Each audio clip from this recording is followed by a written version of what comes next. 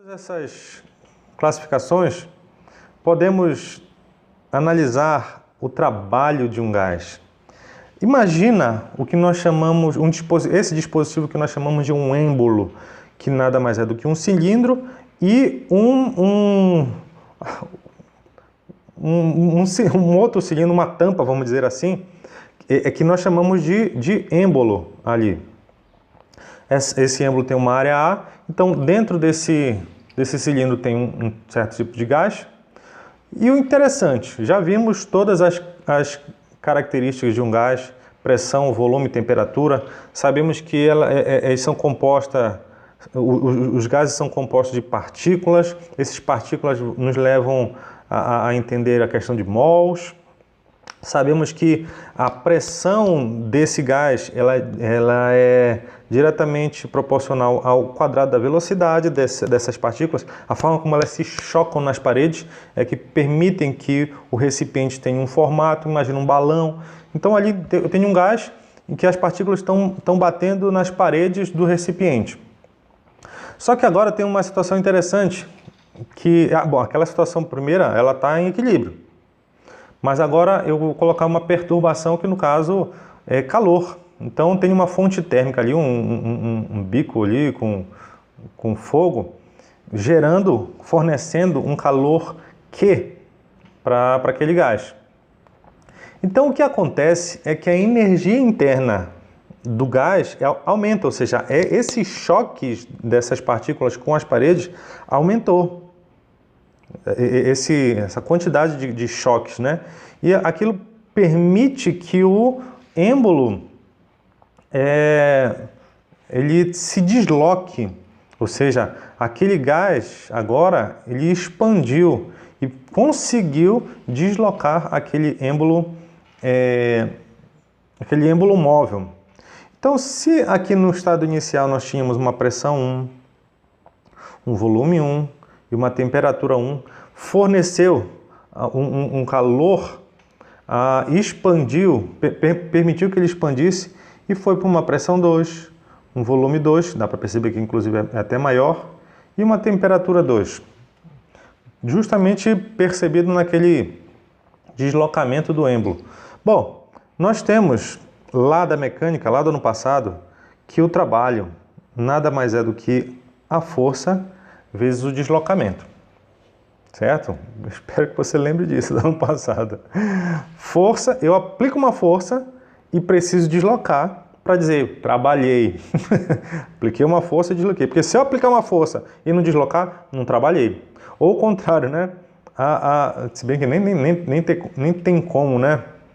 Alguma coisa deslocar. Tem, é verdade. Então, eu estava junto com uma pessoa empurrando um armário.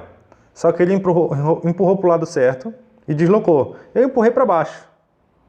Ou seja, a minha força não contribuiu para o movimento, então não teve trabalho. Eu tenho que aplicar uma força e ir na direção do deslocamento. Bom, eu sei que pressão nada mais é a força sobre uma área. Então, ali eu consigo isolar essa força aqui.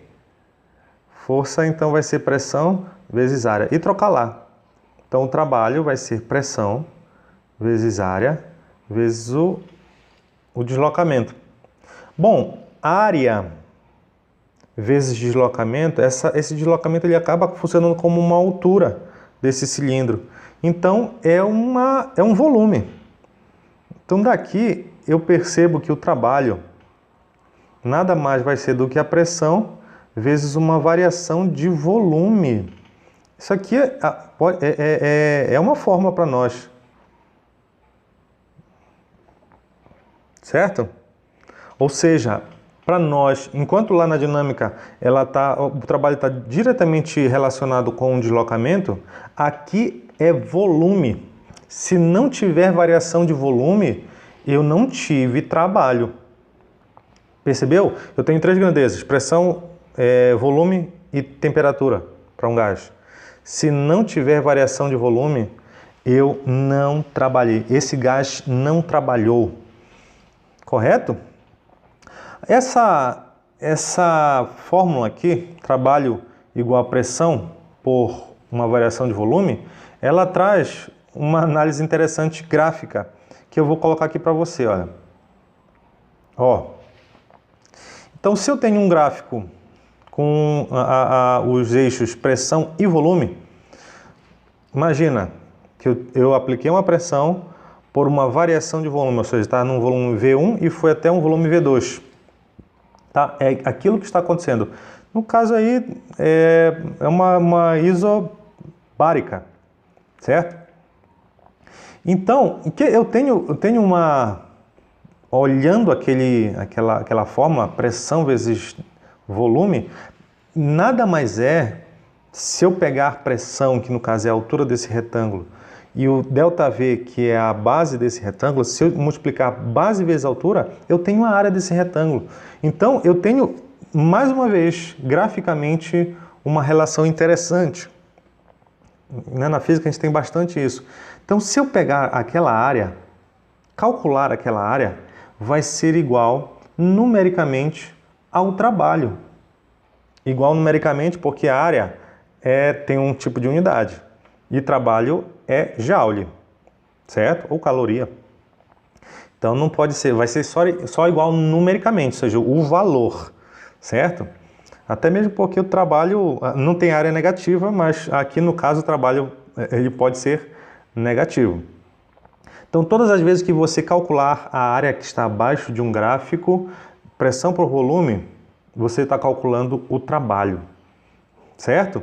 Bom, temos, relembrando lá da mecânica, temos 3 tipos de trabalho. Primeiro seria o trabalho positivo. Olha só essas duas situações. Primeiro, houve uma expansão com aumento de pressão, viu? O importante aqui é que nessa setinha você veja, nessa linha vermelha você veja o sentido. Então dá para perceber pela setinha que ele estava nessa posição, nesse estado inicial aqui e foi para esse, certo? Pela situação da setinha. O volume aumentou, temos uma expansão. Expansão. E dá para perceber que a pressão aumentou. Então, foi uma expansão com aumento de pressão. Mas aqui eu quero analisar justamente a variação de volume, que é o carro-chefe do trabalho. Se não tiver variação de volume... No caso da segunda lá, ele estava nesse primeiro estado, dá para ver pela setinha, e foi para esse aqui. Houve uma expansão, certo? Porque o volume aumentou, foi de V1 para V2. Só que aqui, agora no caso, teve uma diminuição de pressão, certo? Se o volume aumentou, nós temos um trabalho positivo, certo? É isso que nós precisamos aqui. Trabalho positivo, ou que nós chamamos de trabalho motor, certo? É quando o trabalho favorece o movimento. Mas também temos um trabalho negativo. Então, analisando a setinha, ele estava nesse estado e veio para esse. Por mais que esteja no sentido visual do gráfico, ao contrário, que a gente normalmente lê da esquerda para a direita, mas aqui a setinha está dizendo que ele está naquele primeiro estado e foi para esse aqui.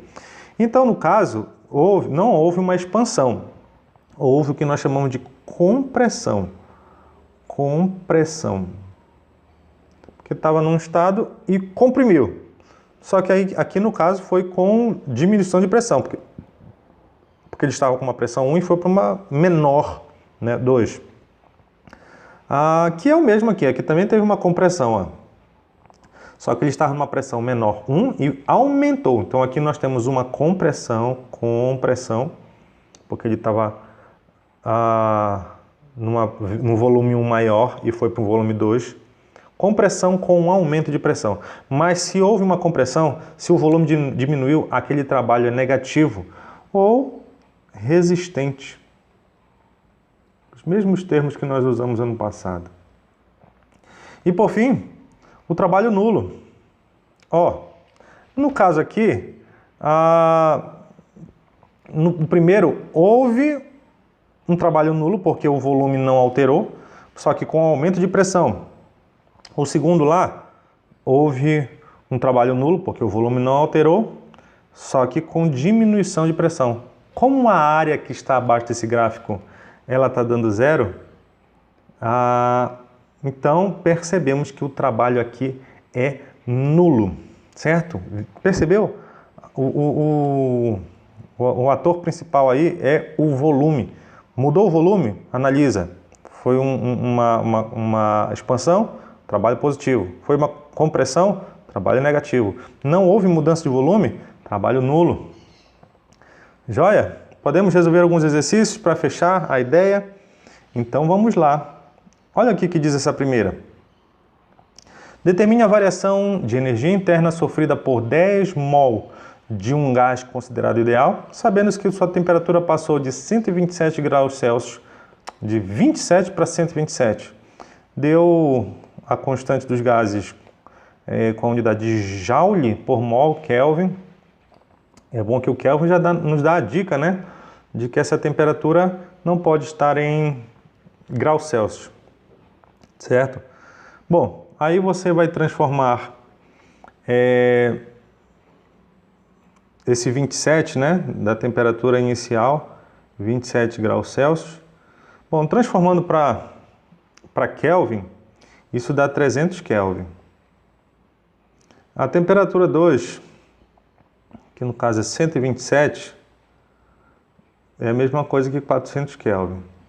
Não vamos mais mexer com essa equação, uma hora dessa você já deveria estar sabendo isso. Eu quero a variação de energia interna. Então é 3 meios de NR delta T. Muito bem, bora lá. 3 meios. Quantos mols? 10. A constante, 8,31. E a variação estava com 300, foi para 400, então variou de 100. Então nós temos 3 meios. 100 vezes 10 dá 1000. 1000 vezes 831 dá 8.310. Bom, você vai pegar isso aí, 8.310, vai multiplicar por 3, vai dividir por 2, isso vai dar 12.465 Joule.